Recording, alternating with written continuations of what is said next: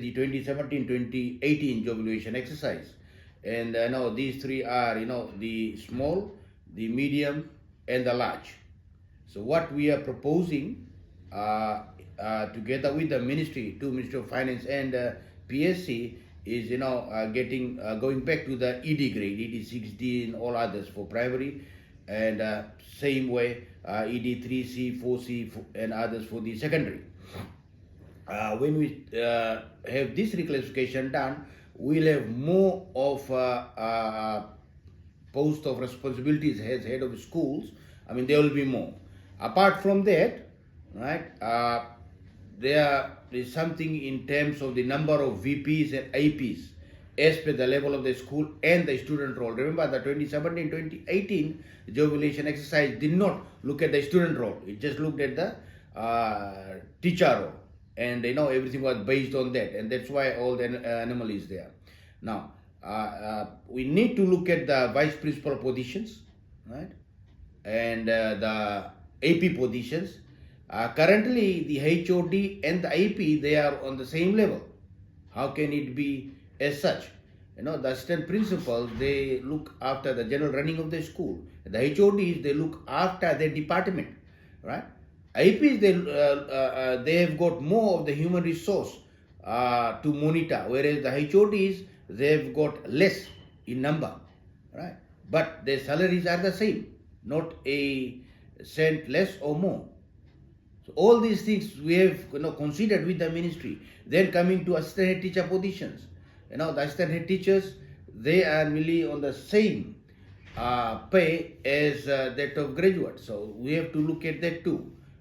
And then also the ET positions that were gradually taken away by the former government, right? The 854 positions. Now with the new reclassification, we are looking around 1,088 of these ETs in the small schools. Let's say if the head of the school is absent, right?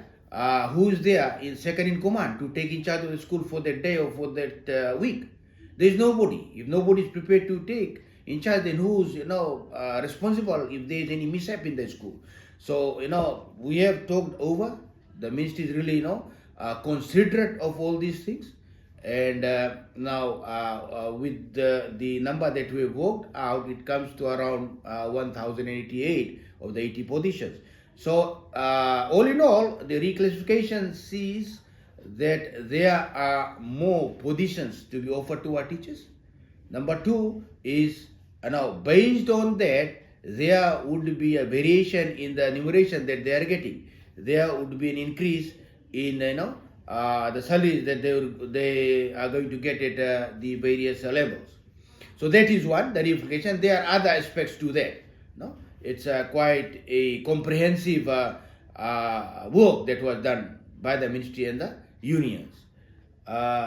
Secondly, we are looking at now, as per the budgetary allocation, what we need to do is look at the allowances of teachers, right? The boarding allowances, right? The relocation allowances. I believe that we are part of the the review of the general orders, and these things are there.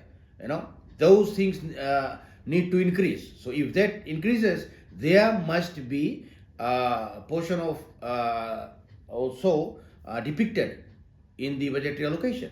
So the allowances, these things need to be taken care of. Another aspect that we need to look at is the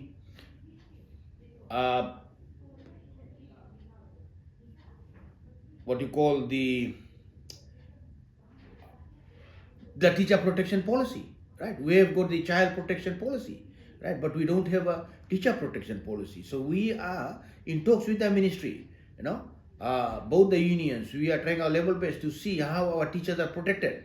We say, right, that they are protected, but how are they protected? Is there any written legislation which protects them from harm in schools?